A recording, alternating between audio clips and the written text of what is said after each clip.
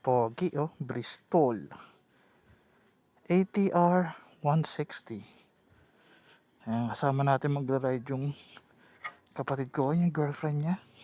Hello Yasi. Uy, susi ng motor. Ayan, kasama natin si Utol ngayon at ang kanyang minamahal. Tayo. Tingnan natin kung pwede nang pabayaan sa pagmumotor to, no?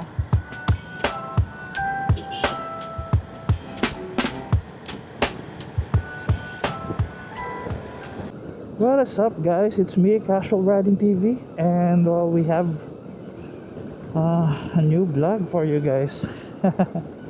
Medyo matagal-tagal since the last time na nag-vlog tayo. Dahil nga yan sa weather, no? Medyo patapos na ang riding season at nagsisimula na ang rainy season. Sobrang bihirang-bihira na makapagmotor. Ngayon medyo maambon-ambon pa nga ngayon, but then naisip ko na puntahan yung bagong bukas na cafe dito sa amin. Sobrang lapit lang, nadaanan ko lang siya nung isang gabi and mukhang masarap siya tambayan. Tapos sakto na etong girlfriend ni Utol merong motor na poging-pogi at gusto kong masubukan. Gusto kong i-test ride and gusto ko din siyang i-vlog. Sobrang spontaneous guys, hindi na plano. Wala pa akong alam na kahit ano dito sa motor na to. Alam ko lang na 160cc siya. And alam ko lang na yung brand, of course, QJ Moto nga, ano. So yeah, let's enjoy this ride. Short ride and a quick review of QJ Moto ATR 160.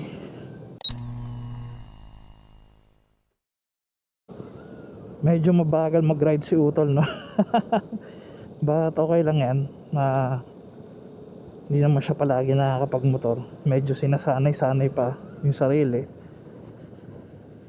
Okay, so yeah, habang nagra-ride tayo, sa mga hindi familiar sa QJ Moto, it's a Chinese manufacturer ng mga motorcycles guys. Naging first familiar tayo sa QJ Moto or sa brand na QJ Moto nung nagkaroon tayo ng Benelli. Kasi ang alam ko, QJ Moto ang bumili sa Benelli, no? Kaya yung mga Benelli motorcycles natin dyan, like yung Panarea, ganyan, merong QJ Moto na version yan, which is yung Turini nga ata yung pangalan nun. And yeah, may magaganda rin yung mga motor nila, pati yung mga big bikes nila, no? Yung SRK, ano pa ba, maganda yung mga naked bikes nila guys.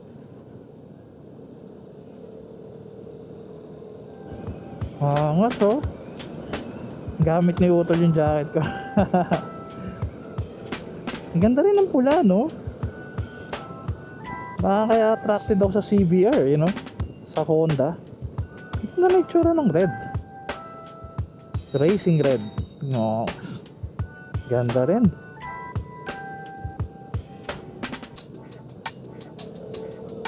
Lapit na yun dito eh.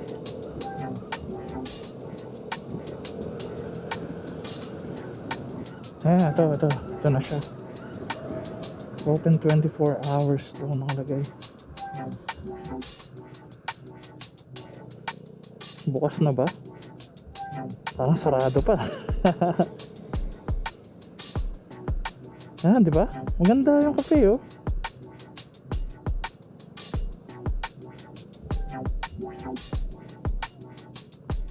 Maganda yung lugar niya.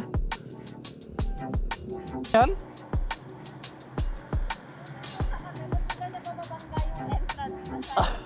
Kaya pala tumigil kayo. Ang ganda, di ba? Ang ganda ng ang ganda ng spot. Ang cool, no? Wow, my gosh, may gas. Yan ba yung nung nag-slide siya? Aha. Ganda ng kulay, no? Higop. Parang bagay sa helmet natin. Tingnan natin yung cafe.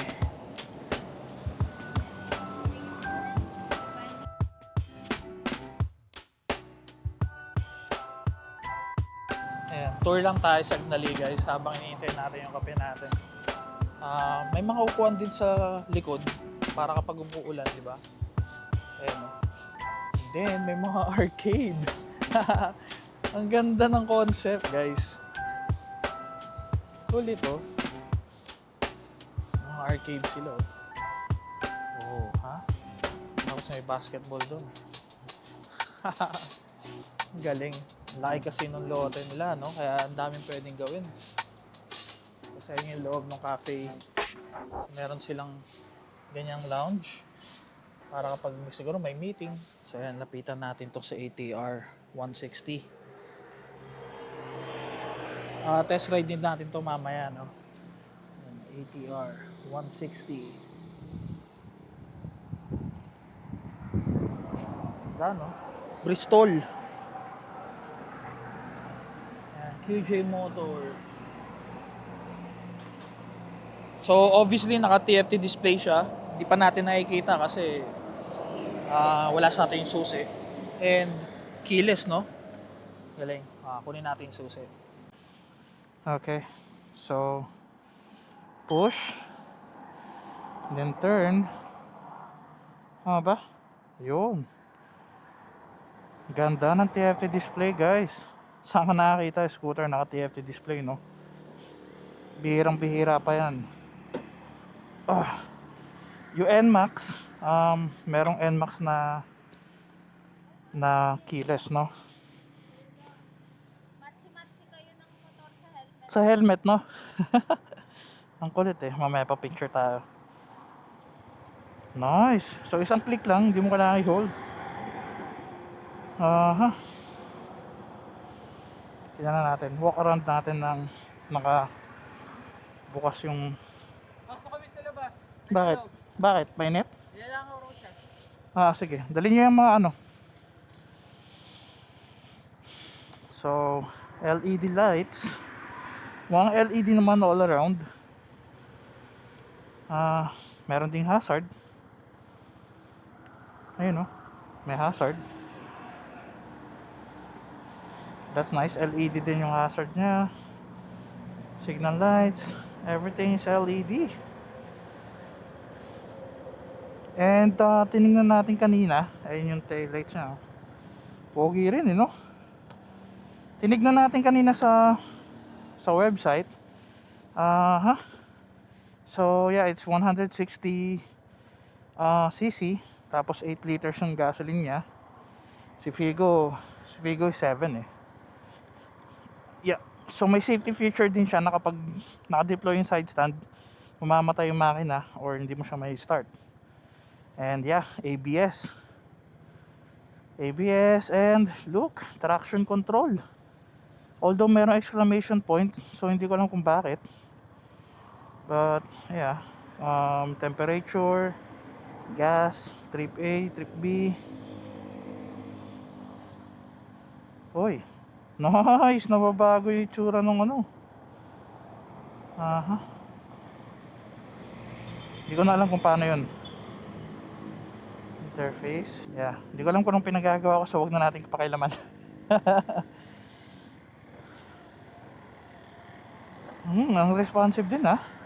Let's go. Let's take it for a spin. Mukhang mabilis din tong motor na to.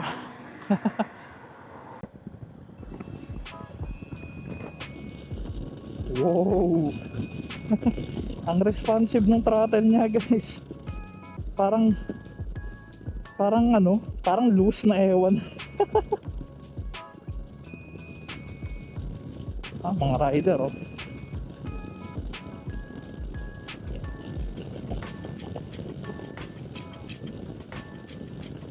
Oh boy.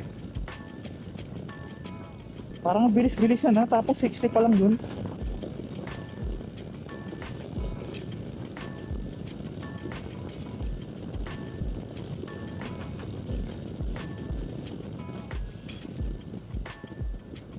Wow, grabe. Ganda rin na itong motor na to ha. Magkano kaya SRP na ito? Pero I'm sure mas mura siya kumpara sa mga ADV ni Honda sa NMAX ni Yamaha. Kasi China nga siya, no? Pagdating sa quality, I'm not sure, but wala kasi tayo napapanood ng mga review nito dahil hindi nga tayo familiar sa motor na to. Ngayon lang din natin siya nalaman. But sa mga features na binibigay niya, I think kung magkano man presyo nito, siguro mga nasa 150, 170, ganun. But yeah, I think okay naman siya para sa presyo na yun. Tapos yun nga, yung mga features na binibigay ng bike, ino-offer ng bike. Hydraulic disc brake pala yung harap at saka likod na ito. So galing, di ba? Si Figo disc brake lang sa harapan, tapos drum brake lang sa likod. And then yeah, of course ABS din siya. So I think this is a good bike. Magandang alternative siya kung gusto mong magkaroon ng adventure na scooter tapos wala kang budget for a Honda ADV or NMAX. Kasi ito loaded na sa features. Chinese manufacturers ng mga motorcycles, no? Kasi maganda na rin talaga sila gumawa ng mga motorsiklo. Wala na yung mga sinasabi nilang pag China cheap, yung mga ganun. Kasi most definitely wala akong nararamdamang cheap sa motor na to.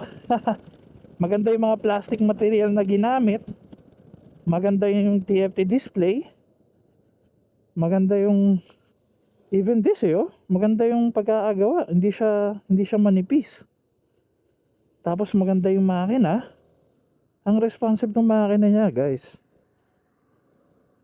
So far everything is good. Pero again, hindi sa atin yung sasakyan or hindi sa atin yung motor, so hindi natin magagawa ng long term review to.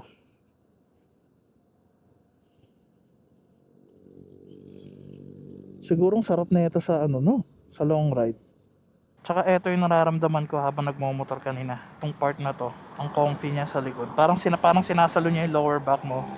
So, yeah, ang comfy niya sa pakiramdam. Okay. So mukhang hindi na kami pupunta sa bilihan ng pansit kasi ayan na wow, umuulan na basa na kami. Diretso uwi na siguro tayo na ito. And yeah, quick shoutout lang natin tong kapihan na to, CDLM and Arcade. Nakalimutan ko pero may abbreviation yung CDLM Cafe de la something something. Hi Figo. Figo, you're wet. Wait lang. Bigyan natin ng angas ano mo nga, susian mo. Bigyan lang natin ng view si Figo. Boom. Cute no?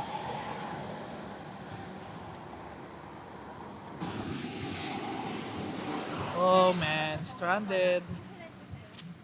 Basa na yung mga motor. Ayan, sasabak ulit kami. Medyo humina na yung ulan. Wala nang punas-punas. Oh yeah.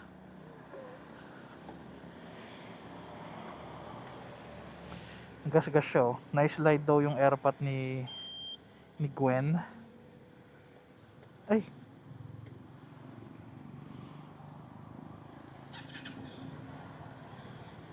Since patapos na yung vlog natin, tatry ko nga magpalit ng FOV ulit. Gawin nating wide. Let's go. Mauna. Dahan-dahan ha. Okay, let's go, let's go. Nagpa-fog yung ano ko. Nagpa-fog yung helmet ko.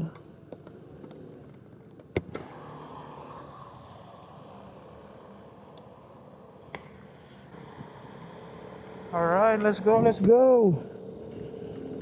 So once again, Casual Riding TV, thank you for watching. And if you're new to my channel, please do like and subscribe. Thank you for watching, guys. Ride safe and stay safe. Bye.